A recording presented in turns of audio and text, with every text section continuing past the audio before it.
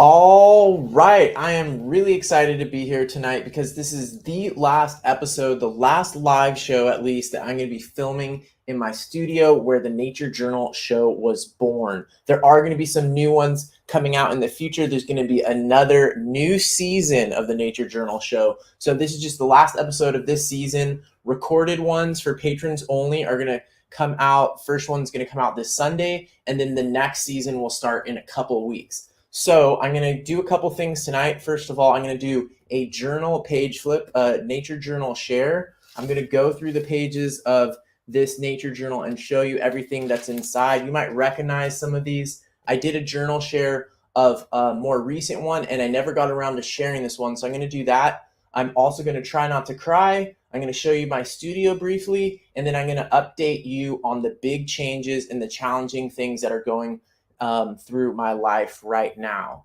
So thanks everyone for joining. I see some people are watching on Facebook and also on YouTube.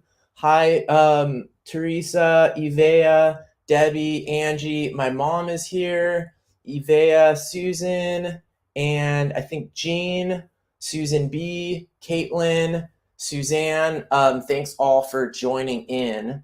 So I'm going to dive right into it here pretty soon. And you probably know that usually with these journal shares, what I do is I make it available on the live for everyone, for people who join in during the live, and then I make the recorded version available for patrons only. So I'm going to switch to the document camera and show you the pages of this journal number 45. All right. So next time I do one of these journal shares, it might be from inside of my car, or it might be from another country. So this is journal number 45. This is actually from last fall before I went to Costa Rica. I shared that Costa Rica Nature Journal already with all of you. So this is September 2021 to November 2021. And this is also during Inktober. So you'll get to see some of my Inktober pages there. You can see that I did go back to this and do a little bit of Mod Podge, which is a good sign that it's a more recent addition, because I have been doing pressed flowers in Mod Podge in a lot of my newer nature journals. But I went back and did that in this one. And I like to do these sort of decorative elements sometimes on the last pages. This inside cover is still good paper, at least on these Stillman and Burn sketchbooks. So I went ahead and did this watercolor there. It's a good place to do some fun, more creative stuff potentially. Oh, Aneta is here. Hi, Aneta, Nature Sketches. Here's another just big wash that I did. Here's testing some, I think these are pastels, water-soluble pastels. So you can see a sort of test page here. Some of you might have seen, I think I did an Instagram post of some landscapes I did using these. I still don't like them as much as watercolor, not as many options, but I did a good test of them there. Here's a page that was empty from my, from when I did it the first time, and I had some extra pressed flowers, so I went back and pressed that flower in, and you can't see it that well. It's supposed to be matte Mod Podge, so it kind of just looks like the flower is just sitting there. This is from an episode some of you might have joined in where I interviewed someone that had a bunch of pet reptiles, and he actually has a podcast about ethical pet keeping and reptiles at home. And he showed us some of his snakes, and we tried to draw them live. So that was really fun. Here's a page I actually did during a rain.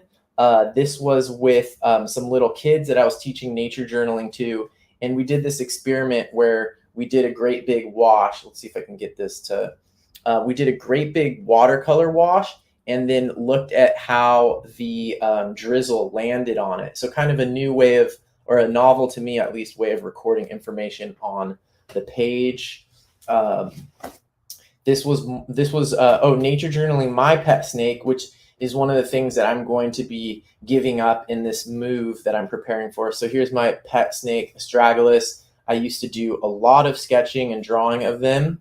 There's a lot of stuff about reptiles in this sketchbook. Here is sort of a conceptual thing that I did where I was trying to use my nature journal and use drawing to work through ideas. So I was noticing, I started with this question: why do arboreal snakes seem to have this shape in cross section?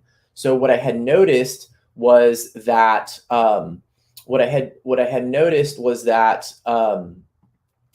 many snakes that live in trees, they have this sort of cross section more like that instead of just being more round. So I came up with some analogies. What other shapes, human-made things, have similar functions and similar shape, or what shapes do they have? And then I also did some drawing here where I tried to come up with some theories about how that shape could benefit, that cross section could benefit snakes that climb trees. Then I also spent a bunch of time doing some planning of how I was going to build more terrariums for snakes and reptiles, which I'm obviously not doing. This was before I had this plan to move out and take the Nature Journal show on the road. Here's a practice that you've probably seen me do a lot, just practicing drawing these three-dimensional shapes that are actually similar to parts of animals, especially animal heads, and just practicing them in interesting different angles.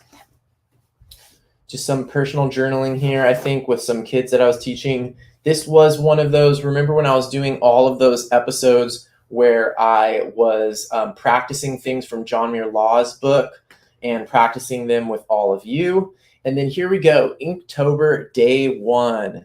So Inktober was really fun. I created nature journaling prompts for every day of the month last year so that we had specific nature journaling ones. Now I know Inktober is a trademarked word, but I personally kind of am a little bit rebellious about that. I believe in, giving people, due credit for coming up with creative ideas, but this feels like sort of a community thing at this point, and it's not like I'm making money off of this term. So I think it's fine to use it personally. Anyways, that could be a huge debate. I know people in the art community got their knickers in a twist about that last year. But anyways, this was the first day of that for me. I came up with prompts that I shared with people. I had a little landscapeito, and then this was the next day of Inktober. This was a collection. So I've done episodes before about how to nature journal collection, and this is one I actually did with some kids. So you can see here, I did it in a sort of treasure hunt type way, where the collection in our nature journal was given these sort of categories: a fruit, an animal, something dead, something growing on something else, red, a baby plant. And then for each one of those, you would have to find something and nature journal it for that category. So for example, for red, we were in this redwood forest, but there weren't that many red things at that time of year. But there was this cluster of berries on a vine. I think it might be a California. Oh shoot, I'm blanking on. It's a opposite leaves. Not fuchsia. I'm blanking on the name of this plant right now, but Ivea probably knows what it is. Okay, and then the baby plant was a little oak tree. One of the prompts that I came up with that I found was not actually that interesting after I started doing searches for it was the blackest flower. And what I found was that when I did a Google search for what is the blackest flower, it just brought up all of these competing websites that were selling garden plants with arguably the blackest flower. And I couldn't find anything because those dominated the search results. I couldn't find anything, almost nothing about the blackest flower in nature. So that was a little bit unfortunate, but I did try to draw the blackest flowers, including this one that I got to draw at the nursery where I used to work. Day 5 was a quick sketch of an invertebrate. So I drew tarantulas from photos, and using the Feuille de Monin, which you probably already know is one of my favorite ink tools of all time. Many of you have probably tried it by now, but it's a really fun fountain pen. I'm just pulling mine out here. Many of you have probably tried it already, but it's great. Oh, yay, Leslie is here. And it's a great pen. It was really fun to use this for Inktober last year. This was something new. I was sort of applying a nature journaling approach while my friend was rock climbing. So trying to sketch him in different positions rock climbing. That was kind of fun, including trying to show ways that there's the different approaches to climbing this rock. Skull with a story. We got to draw a skull. I'm not going to have all these skulls lying around pretty soon. This was something living in a corner. Bones and what was this? Blind contour drawings with bones. Nocturnal nature journaling. This was Ivea was on this trip. This was a really fun nighttime nature journaling trip that I loosely facilitated. And we were nature journaling at night, and the prompt for the Inktober was nocturnal nature journaling. Oh, Terry is here also. Hi, Terry. Let's see. This was also from John Muir Law's book, and I like how it came out, even though I'm not a huge fan of ballpoint pens. I think I was using this ballpoint pen, which I have a lot of things about it that I don't like. But yeah, here it is, the Right in the Rain ballpoint pen. There's a lot of things about it that I don't like, and I usually talk poo-poo about ballpoint pens, but John Muir Laws uses them to great effect, and we just basically did his step-by-step kingfisher drawing, and it's on page 134 and 135 of his book, and it was really fun, and I really liked the way it came out. Really fun to do that. Then there was poisonous and venomous. That was fun. Role reversal in nature was the prompt for Inktober Nature Journal day 11. So I did a couple weird things. Like, for example, here is a what you would usually think of as a prey item eating a predator. So it's a beetle larvae that eats frogs. Also, notice here how, even though I said the thing about Inktober and trademarks, I did include, this drawing was so similar to the photo that I was basing it on that I did put the name of the photographer there. I think that is something important. If it's very similar, or the main idea was already captured by the photographer. Down here, I have these two things as role reversals because the male kiwi bird does most of the incubation of the eggs. And then also because hyenas have some really interesting gender reversals, and it might look like this has a male organ hanging down from it, but it's actually a female hyena. I'm not going to go into the details of that because I don't want this video to get demonetized by YouTube. Sometimes when you talk about scientific things about sex, the video gets, the algorithm thinks it's something else. But in case you're curious about hyenas, female hyenas, you should just do a Google search and go on Wikipedia about it. Here's another one that's a role reversal in nature. This is the male jacana. I forget which species of jacana, but he does most of the parenting of the babies, and it has this really cool way of carrying the babies inside of his feathers there while he's walking on lily pads, which is amazing. And I also definitely gave credit to the photographer on this one because it was a very specific thing. Then last but not least, on here is the ribbon eel. I think they're called blue ribbon eels, which actually goes from a sort of androgynous or asexual juvenile. Then it turns into a male, and then it turns into a female as it ages. And this is not that uncommon in the animal kingdom for an animal to be born one sex and then to change sex as it ages. So that was how I interpreted role reversal for the Inktober prompt. Day 12 was animal tracks. So I went really into drawing animal tracks with a couple different media. This might have been on an episode of the show. I'm not totally sure. These were blind contour drawings that I did with kids. We actually went nature journaling at the dog park. So if you want to practice drawing animals, a dog park is actually a really good place. As you can see, they were moving pretty quickly. We did some blind contour drawings of each other also, but dog park is a good secret place to go practice nature journaling, doing quick sketches of animals. They move quickly, so it's hard.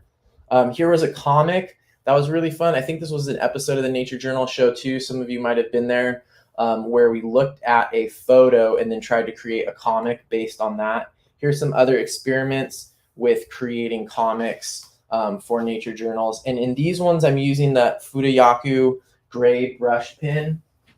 It has gray on one side and black on the other side. I'll post the links. I talk about both of these pins a lot, and I'll post affiliate links for them. But this one's really cool. It has gray on the outside, so I did the outline there with gray and then black on the inside. This one I use probably more than anything else for drawing. I don't remember what this is, but it's still more ink. I don't know if that was the actual prompt. This might have been something with Mark Simmons on the show. Day 14. So here I combine watercolor with ink. Some people in the Inktober community would probably get their knickers in a twist about that too, because they're anti-color or purists or whatever. But I did a cross section because that was the prompt, and I cut open one of these crazy Romanesco broccolis. I didn't get the Fibonacci sequence or whatever, but anyways, got that. And then day 15 was extinct, and I really wanted to draw one of these Dunkleosteus. There's a fossilized version of this at a museum in Chicago that I got to draw one time, but it's a really cool prehistoric fish. Day 16 was carnivorous plant. Luckily, I had a carnivorous plant right here. Both of these were done with the Fude Demonin, this fountain pen right here. And then that gray was done with one of these Pentel gray ink brushes. I did quite a few episodes during Inktober, and I have all of the links to the supplies that I mentioned on there, but I'll post them here when I'm done. I'll post them when I'm done.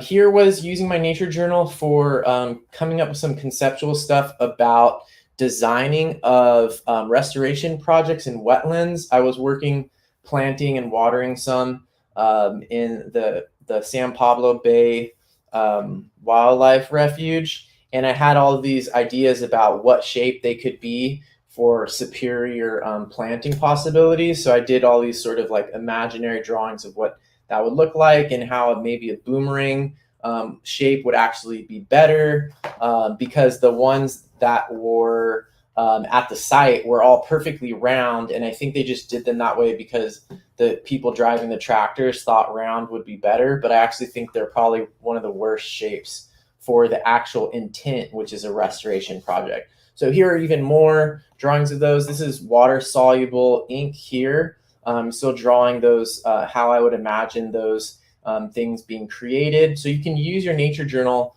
for brainstorming. Back to Inktober, day 17. Use an ink tool you aren't used to. I had a really funny thumbnail for this video where I said drawing with things that I suck at or something.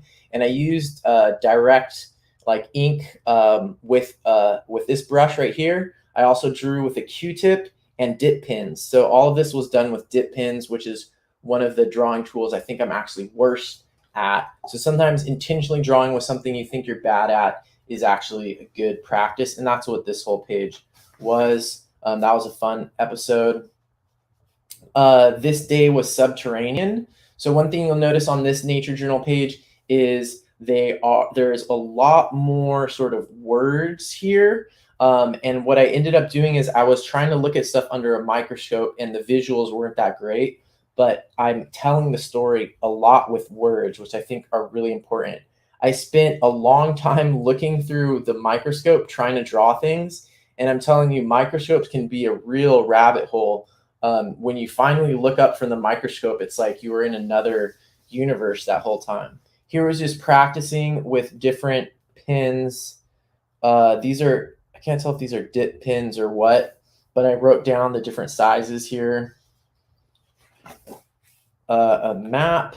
This was nature journaling with kids. I did that map. I think this was trying to draw some goats.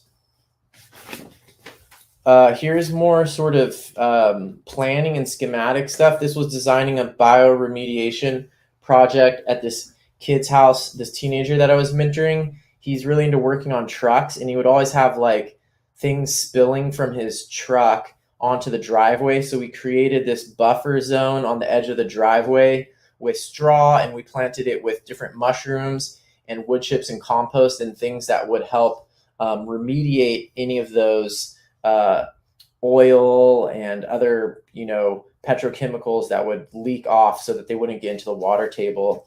So that was a fun project that I researched and designed with that teenager. This is another Inktober page. I can't remember what. Practicing these types of hatching that I'm not good at. This was from John Muir Law's book, page 272 and 273, drawing rocks with hatching. Still need to practice that a lot. This is drawing some lizards at my friend's house. Ooh, this was a baby rattlesnake that I got to draw, a native rattlesnake, and then another snake. I got to draw a lot of snakes last fall. These are some other snakes at that guy's house. You can see I'm testing my colors down here. This is a practice I've been doing lately just to get better at foreshortening. You can see just kind of a repetitive practice there. And this is all designing a thing for a terrarium that I ended up getting rid of. And it was all these plans about like which animals and plants could go in it, how to build the stand, stuff like that. Day 22 of Inktober. I can't remember what the prompt was. I should have written that down. All I know is I did it every single day, so that's the important thing. This was, I don't know if you saw that episode where I was nature journaling in the rain and there was like gopher holes and it was raining really hard. At the end of it, I did a page in my regular nature journal, so you can see this landscape on the rainy day, and I tried to draw the gopher hole with the water shooting out. This is a huge rain. We got it rained more than 6 inches in just like a few days, which was a huge amount for us. It was flooding like crazy. And I did an episode where I was like walking around getting soaked, nature journaling with the waterproof paper. I'm glad Eli thinks about the rain gopher hole thing a lot. So do I. Here was more plans. I did a lot of plans. I was this can be a good way. I think this is a good intervention. So what I ended up doing was I spent so much time drawing all of these terrariums and aquariums setups that I was going to build and the furniture that I was going to build to fit with them and like what animals I was going to put in them, that I kind of got that sort of consumer desire out by designing all those things on paper instead of by going out and just buying a bunch of stuff. So it helped that I didn't have that much money to just go out and buy a bunch of new reptiles, but a lot of people do that. So maybe like next time you want to buy a new iPhone, you could just research it and draw it in your nature journal a bunch of times, and you'll just get some of that good feeling, that dopamine you get when you buy a new thing.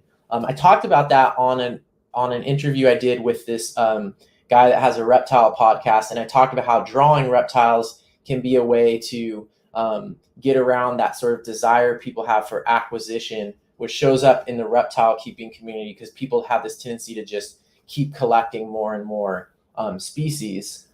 Here's some more stuff. The day 25 was metamorphosis was the topic, and I drew all of these. I think this is actually with the pen that Eli gave me, which is a really fun fountain pen because it's a lot finer.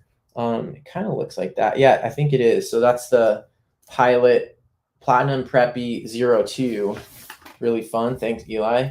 Birds in Flight, I think, was the prompt here. And I'm creating a video playlist of good documentaries for nature journaling, and you can put it on slow-mo, or you can pause the video and practice drawing the things. So that's what this is. And you can see this is the water-soluble ink. So that's probably, which pen is that? I don't have it right here. But it's that, the really common pen and a water brush. Oh, this was really cool. I helped butcher a deer that my friend hunted, and I've been intending to try to nature journal and sketch during while someone was butchering an animal or doing a dissection. It's something that I've wanted to do for a long time, and to channel my inner Leonardo da Vinci. I almost dissected a chicken wing and drew it the other day, but we didn't end up having time. But I did this time, and it's really hard, by the way. So the hardest thing I found was matching that color. Sometimes meat has this color where it's almost like this rainbow effect, and it's usually not just red. It's really hard to match the color. This was the back strap, by the way, so I saw how he cut the back strap out. And also, one of the most amazing things was how the front leg on a deer has no bone attachment. It's completely floating. So the shoulder bone comes up to the shoulder, but it doesn't attach anywhere to another bone. It's just floating in pure muscle. I don't know if you realize that, but I think all four-legged herbivores, I'm pretty sure, at least ruminants, they have no bone attachment on that front leg. And we have a bone attachment, but it's barely attached. It's just attached at the collarbone. For the most part, your shoulder is just floating in muscle. So I hope that didn't gross you out too much, but nature journaling while someone is butchering is really challenging, but also very educational. I think that was the end of Inktober. Here I was experimenting with some stuff, different media on black paper, and drawing this. Some of you probably have these same bones drawn in yours. Here's a little pressed plant fun that I had here with Mod Podge, of course. Oh, I guess Inktober wasn't over yet. So Nature Journal a Pet was the prompt for this day. I nature journaled my little pet alligator lizard. And this was when I first noticed that they had this like crook at the end of their tail. And that's something that I've noticed all the time since then. So it's cool how it can help you notice things, nature journaling. And then I also learned about these darkling beetles that have been going through multiple life cycles in my terrarium, maybe like 20. And I was reading about how cannibalism is a big issue in them, but they don't seem to be having that problem in my terrarium, and they keep going through multiple generations somehow. So what I read was that about the cannibalism is every stage feeds on every stage below its own. And I just thought that was so crazy. And look at, I had to write that with like a little person saying it. So with these darkling beetles, every stage feeds on every stage below its own because they go through several stages of metamorphosis, and each bigger one eats the one below it. All right, more fish. Drawing fish with ink is obviously really fun. Creative lettering was the prompt that I had created for day 29. Drawing something I'm scared to draw. I drew seals, drawing round things. I drew a couple people. Why don't I draw humans more? I used to draw humans a lot, but round things like seals, sometimes I make fun of drawing seals. I say I don't like seals because I don't like drawing them. These are all more designs. I did a bunch of these sort of blueprints for things that I wanted to build that I never ended up building, but it was good practice just to work on these blueprints for different ways that I could build a terrarium. I highly recommend doing stuff like this because what it teaches you is that drawing is a thinking tool. Drawing's not just an ornamental tool. Sometimes drawing is for decoration, but it's also a super powerful thinking tool. And I think when you use it that way, you realize you get away from that worry about it needing to be a pretty picture because your focus is on using it for practical thinking to help you with thinking. This was a dissection, I think, of this flower and fruit, all about pumpkins. Oh, this might have been for Halloween. A cross section of a tomato. I did this with some kids. That was really fun. We created we did a survey of the seeds. We took all of the seeds out of a squash or a pumpkin and then tested them and categorized them by whether they were solid or they were like empty, like maybe unfertilized seeds. This was practice from one of Jack's books showing the difference between plantigrade, digitigrade, and ungulagrade feet. That was really fun. This was a live show, I think, on the Nature Journal show. That was good practice.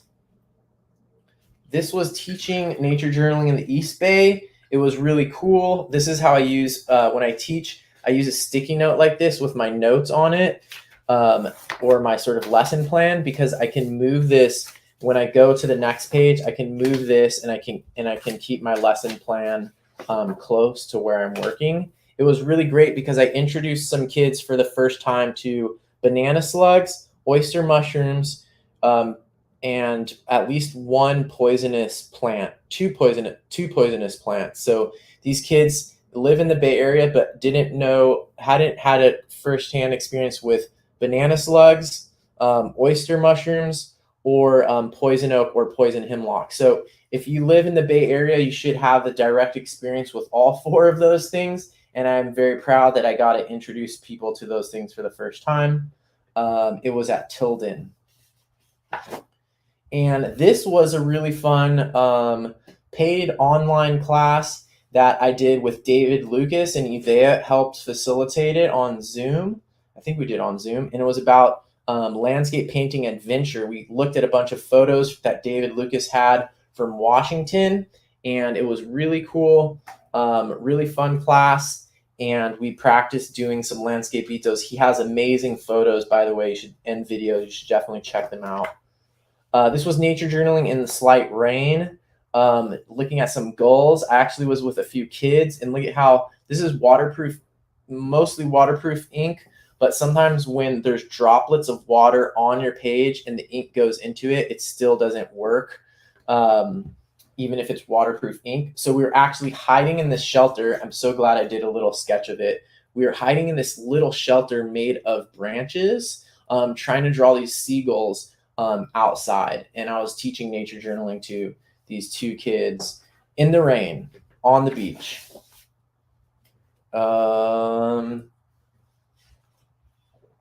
This is after Inktober's already over. More Fude Demonin. This is all from the same pen. So this is one of the reasons why I love this. I think this one's out of ink, but you can do really fine lines. This one's out of ink. I need to refill it. And you can do really fat lines, both from the same pen. This was from Jack's book, page 174, 175, drawing a salamander. I think he recently did a show on his channel. He did a Zoom class and posted it on his YouTube about drawing amphibians, and did the same salamander. Here you can see I'm practicing these just shapes a lot. It's really important. And good practice. You can always do that if you just want to doodle and don't have time, is you can practice doing foreshortened shapes, practicing drawing cylinders in perspective. And then here's the index. So I'm definitely a big proponent of doing indices when you have time, but look at how fun I made this index. So for example, I drew the time that I was nature journaling at the beginning, and I told you we're in the redwoods and it was raining. With those two kids, I show the people that I was with. Here's the rock climbing on page 21 to 22, astragalus and snake cross sections, Inktober challenge. I'm trying to practice developing a visual vocabulary, poisonous versus venomous. There's that, I didn't even use any words, but that's obviously that bird from Jack's book. And anyways, just trying to practice doing this more consistently.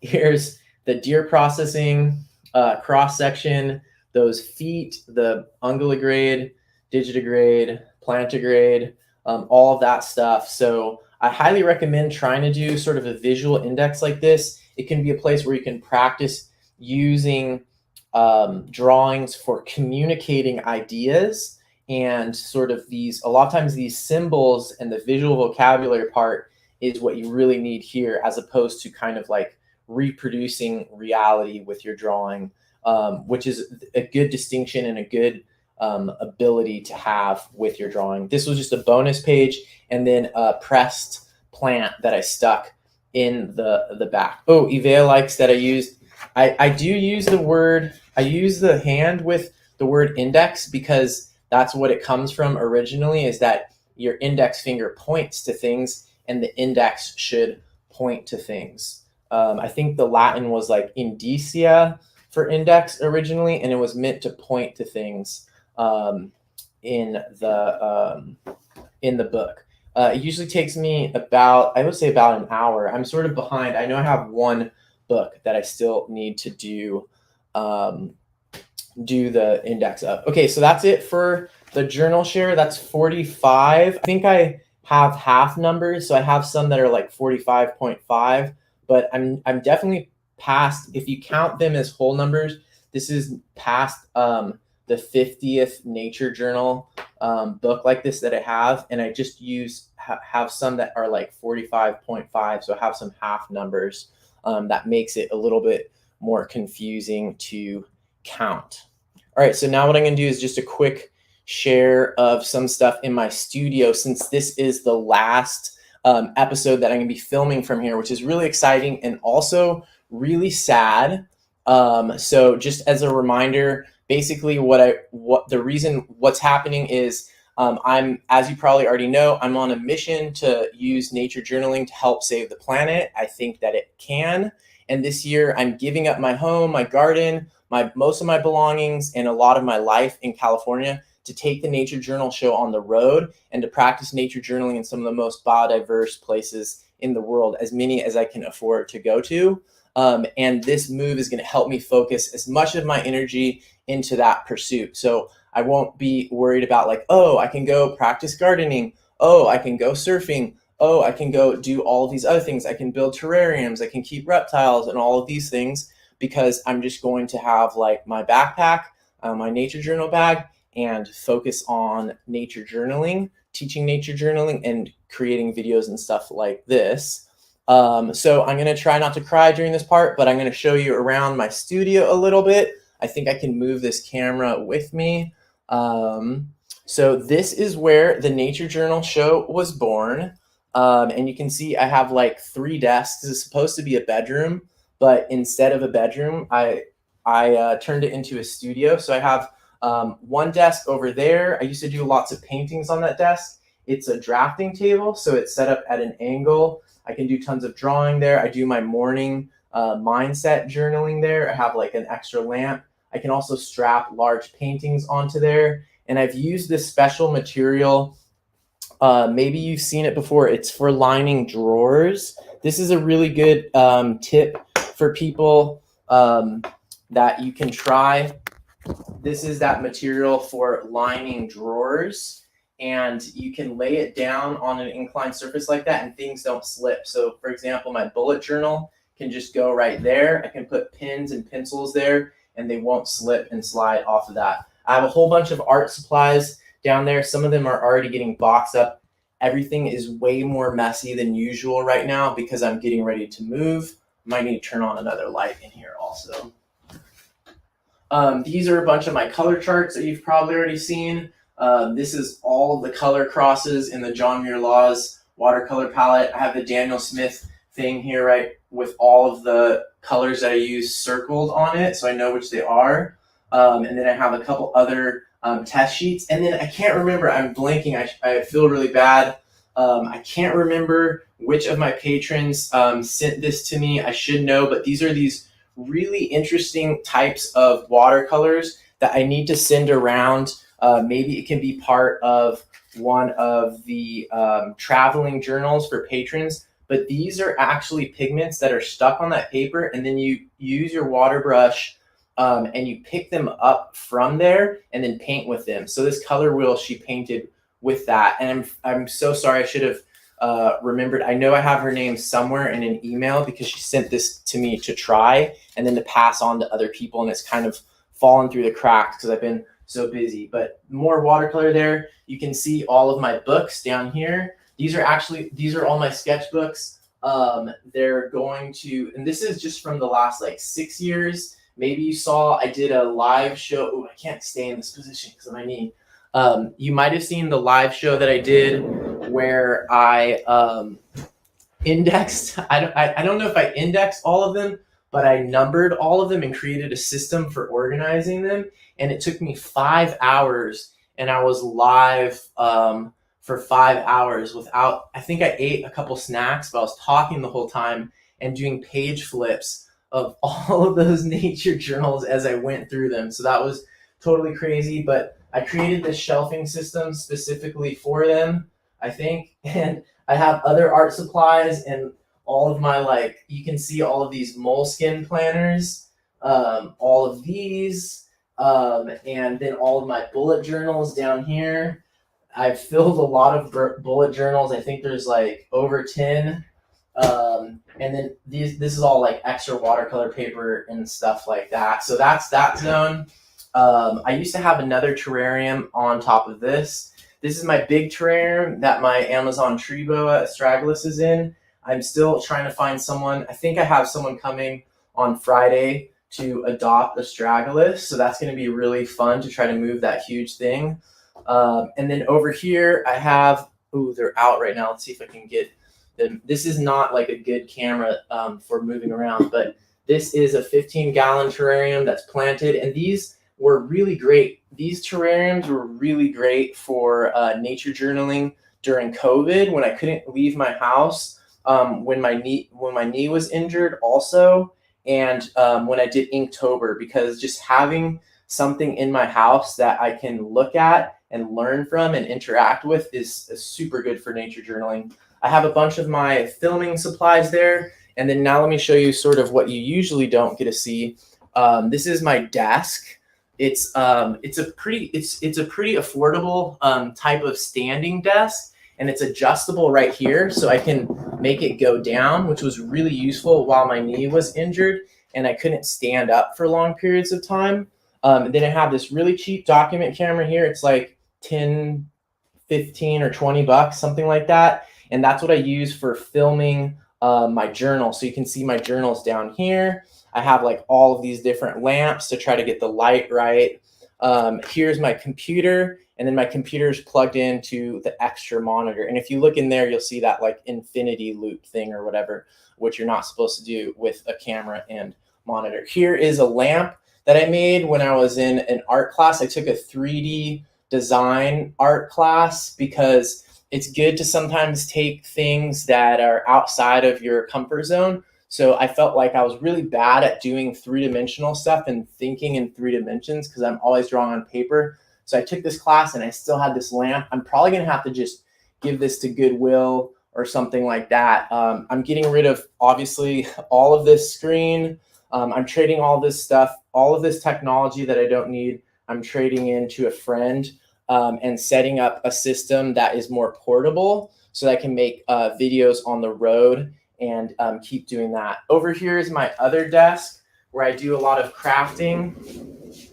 Here is the tall chair that I use for these higher tables. This one is also a drafting table, so you can adjust it so it's at like a slope. This is my small journal.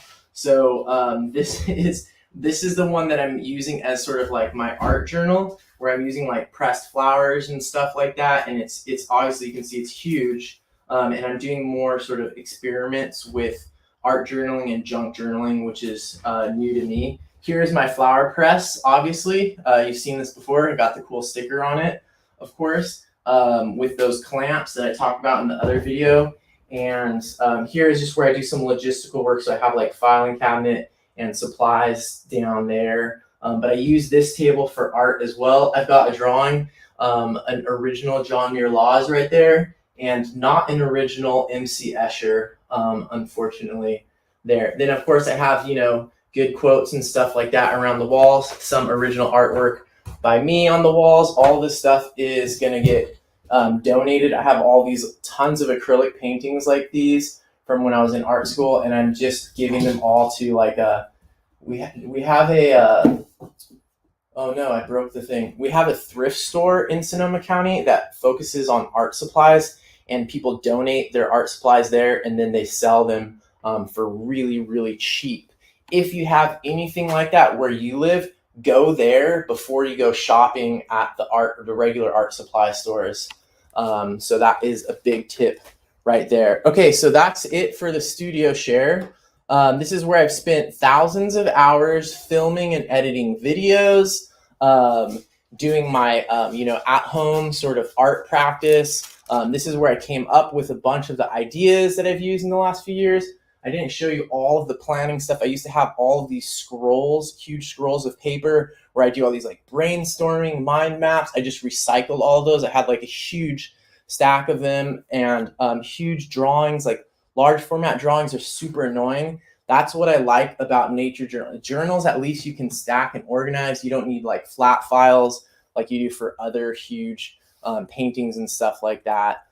So all of those things happened in this place. So it's kind of crazy that I'm moving out, but I think it will be good. It's going to take a lot of energy and direct it into a narrow area. So I'm really excited about that and to share the process with you. Hopefully I can do a good job of sharing it with everybody. But yeah, this is where the show was born. I've spent thousands of hours in here, creating art, creating plans, working on the Nature Journal show, hatching other ideas. And right now, I'm going through a stage where I'm in a lot of ways, I'm sacrificing a lot of belongings that I'm sacrificing, the nice place to live with a kitchen, garden, relationships. I'm not sacrificing them, but I'm definitely not going to be able to invest in them as much as I move out of this place. All of my reptiles and animals that I've been getting attached to over the years, all of my plants, my orchids, carnivorous plants, my garden.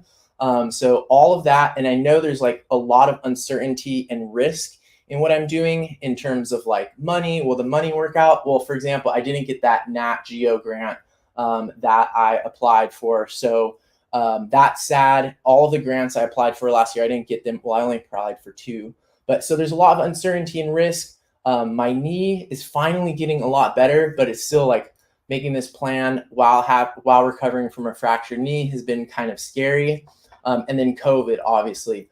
But I think all of those things are balanced out by the fact that I have this sense of urgency because, as many of you know, and probably feel in yourself as well, the world situation is pretty crazy right now. And I do think that nature journaling can play a huge role in making the world a better place. And instead of just, staying in my cozy place where I can just stack up tons of nature journals and just like go to cool places and access nature near me and just kind of keep that inwards. And I am sharing it on the Nature Journal show, but I think that I can do more moving forward because the world situation, it just feels to me like there's an urgency. We're in the middle of one of the 6 biggest extinction events of all time. So it's like this animal on my shirt right now, for example, is probably not going to be here in 2 generations. So it's like I feel a sense of responsibility as a nature journaler and as an educator to those generations in the future and to everybody now and to those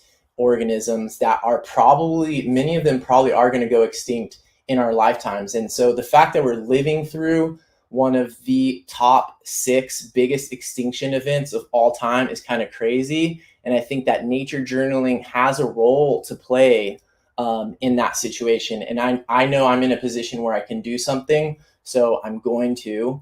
And I think that I have a lot of focus and commitment and vision, and I'm trying to just make this move so that I can focus on that. So I do have some recorded videos coming up for patrons. There's going to be a couple patron-only videos that are going to come up over the next couple of weeks, and I'll post the link to my Patreon in case you haven't seen it before. Probably a lot of you already are patrons that are watching, actually. But there will be some videos just for patrons that are going to come out. But then in a couple of weeks, the next season of the Nature Journal show is going to come out. And I've been doing the show for multiple years and never had multiple seasons. So it feels kind of weird now to be like, okay, next season. But I need help naming what the next season is going to be. So maybe in the comments down below the video, put what you think the season should be called that is about to start. I'm really excited about it. There's going to be some surprises. Like I have a feeling that already in the next couple of weeks, I might be nature journaling in one of the top 5 or 10 most biodiverse countries in the world. So I'm little by little trying to check off all 10 of those most biodiverse countries.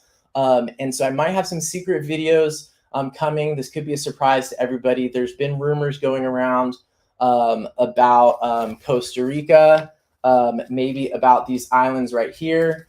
but there might be some surprises in there, even for the people who know. And then if you are like me and you believe that nature journaling can make the world a better place, then support me on Patreon. It's not easy making money as a nature journal show YouTuber. I got my first check from YouTube, by the way, and it was adding up the last year and a half, and it was a check for a grand total of $100. So I probably put in 100, not 100 hours. I would say I put in 100 hours every 2 weeks on the Nature Journal show, maybe a teeny bit less than that. But anyways, it's not a very profitable career at this moment. So all my Patreon supporters are super helping me out in this department. I really appreciate it. And if you are like me and you believe that nature journaling can make the world a better place, then join my Patreon. It's really easy to find the address. You can support at even $5 a month, which is probably like less than you give to Netflix and other things like that. So consider it, check it out. If you already are a patron, maybe consider bumping up to the next level. I rarely talk about it on my shows, but just wanted to now because it's really important. And I can't do this without you. So you all are here with me together. I'm sorry I haven't been tuned into the chat today. I had like multiple things going on the screen with the camera, but I see that Ivea has been active in the comments. Susan, Kate, Susan B. There's multiple Susans, I think, at this point. Angie, Eli, Sandra's here. Kate, Suzanne, Tamara, a new patron. Thanks, Tamara. Debbie's here. Angie, Caitlin. I'm not getting, here's a question. I should answer this one. I'm not going to start doing van life videos. That's already a really big thing. And I don't have a van. I just have a little Honda Fit. So I am going to be traveling around a little bit out of that. I'm going to be spending some time in San Diego. Hopefully nature journaling at the San Diego Zoo. And then more surprises to come. I'm not going to give it all away now, but thank you all so much for tuning in tonight. And if you're a patron, then you'll see a video on Sunday just for you. All right, everybody. Bye. Thank you so much. Bye. Enjoy the background while you can.